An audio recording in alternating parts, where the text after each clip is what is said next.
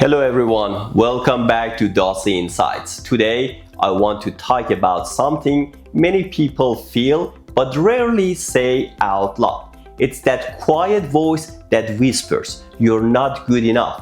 You don't belong here. Someone will find out you're a fraud." If you have ever felt that way, you're not alone.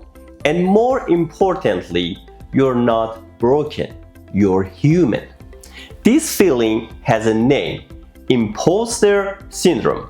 And today we are going to explore what it really is, why it shows up, and how you can rise above it with clarity and confidence. Not by pretending it doesn't exist, but by understanding it so deeply that it loses its power over you. So take a breath, settle in, and let's walk through this together.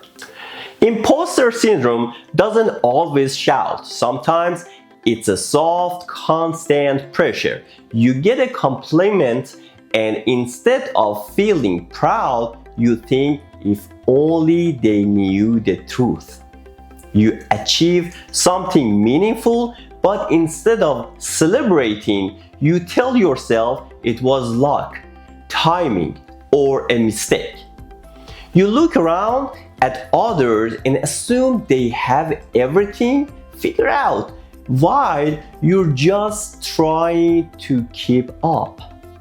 It's a strange experience, being successful on the outside but doubting yourself on the inside. And it can happen to anyone: students, professionals, artists, parents, entrepreneurs, even people at the top of their field. Imposter syndrome doesn't care about your achievement. It cares about your fears. Imposter syndrome often appears when we step into something new, a new job, a new role, a new challenge, a new dream. It shows up because your brain is trying to protect you. It thinks if it makes you doubt yourself, maybe you won't take risks. And if you don't take risks, you won't get hurt. But there is the truth. Growth always feels uncomfortable at first. Confidence doesn't come before action. It comes after. You're not feeling like an imposter because you're unqualified. You're feeling it because you're expanding. There is something people rarely talk about it. Imposter syndrome often shows up in people who care deeply about doing things well. You doubt yourself because you want to do a good job. You question yourself because you have high standards. You worry because you're aware of how much there is to learn. Ironically, the very fact that you feel like an imposter is often a sign that you're exactly the kind of person who isn't one. People who don't care don't worry. People who don't try don't doubt. People who don't grow don't feel stretched. Your self-doubt isn't proof of your weakness. It's proof of your potential. Imagine for a moment that you could step outside yourself and look at your life the way a friend would. You would see someone who has overcome challenges, learned new skills, and kept going even when things were hard. You would see someone who has shown courage, not the loud kind, but the quiet kind that shows up every single day. You would see someone who deserves to be where they are, even if they don't always feel that way. Sometimes the problem isn't that you're not enough. It's that you are too close to your own story to see how far you have come. One of the biggest fuels for imposter syndrome is comparison. We look at others and assume they are confident, calm, and in control. But what we're really seeing is the highlight reel, the polished version. We don't see their doubts. We don't see their mistakes. We don't see the nights they questioned everything. Everyone is carrying something you can't see. Everyone is figuring things out as they go. Everyone is learning on the job, even the people who look like experts. When you compare your behind the scene to someone else's finished product, you will always feel like you are falling short.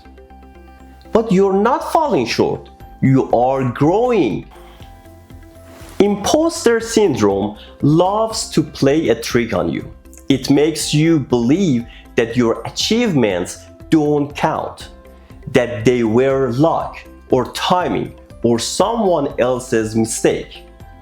But think about it. Luck might open a door, but it doesn't keep you in the room. Timing might give you a chance, but it doesn't make you capable. Someone else's belief might encourage you, but it doesn't replace your effort. You are where you are because you showed up, you learned, you tried, you kept going. That's not luck, that's you. One of the most powerful things you can do is simply name the feeling when it shows up.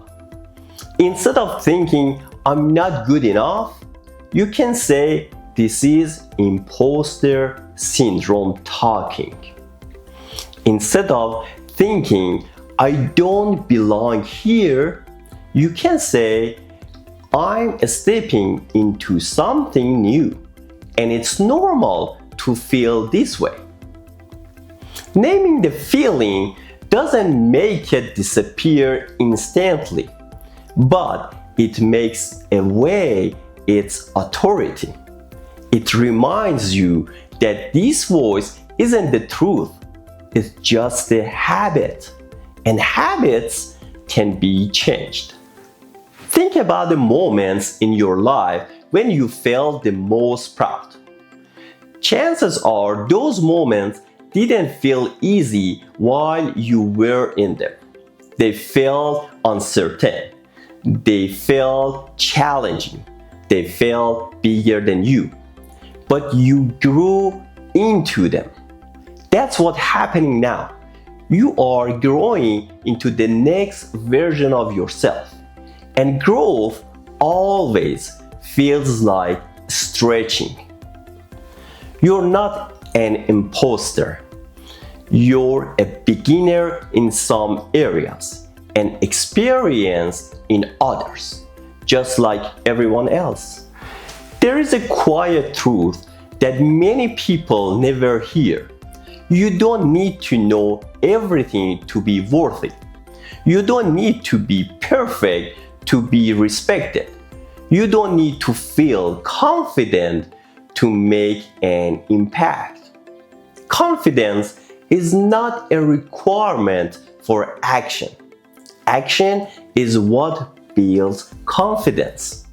Every time you take a step, even a shaky one, you're proving to yourself that you can do hard things. And that proof is stronger than any doubt. Imagine rewriting the story you tell yourself. Instead of saying, I don't belong, you say, I'm learning, and that's enough.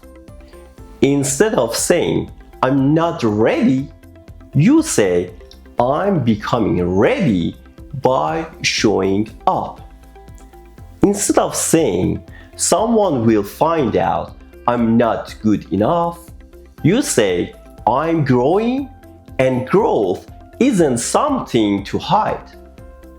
You don't need to silence the voice of doubt completely. You just need to turn up volume on the voice of truth. If you are listening to this and feeling that familiar heaviness in your chest, that fear of being exposed, that worry of not measuring up, I want you to hear this clearly. You're not alone. You're not fraud. You're not behind. You are learning. You are evolving. You are doing the best you can with the knowledge you have right now. And that's enough. You don't need to earn your worth. You already have it.